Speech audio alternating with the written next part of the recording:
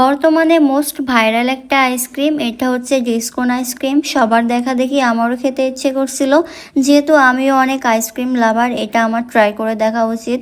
যাই হোক, অনেক খোঁজাখুঁজির পর আইসক্রিমটা পেলাম, ভাবলাম আমিও ট্রাই করে দেখি আর আপনাদের সাথে রিভিউটা শেয়ার করি।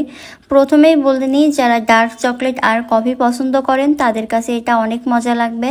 তবে যারা আমার মতো ডার্ক চকলেট পছন্দ করেন না বা কফি খেতেও পছন্দ করেন না, তাদের কাছে খুব বেশি একটা ভালো লাগবে না।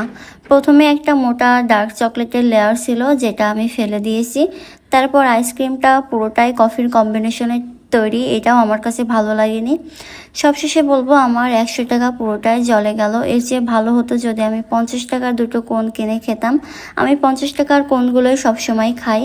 তাছাড়া এটার স্বাদ অনুযায়ী আমার কাছে দামটা 100 টাকা একটু বেশি মনে হচ্ছে। এটার দাম 70 থেকে 80 টাকা হইলে একদম ঠিক হইতো। যাই হোক, আপনারা কে কে এই আইসক্রিমটা খেয়েছেন, আপনাদের কাছে কেমন লেগেছে কমেন্টে জানাতে ভুলবেন না। সবাই ভালো থাকবেন, সুস্থ থাকবেন। আল্লাহ হাফেজ।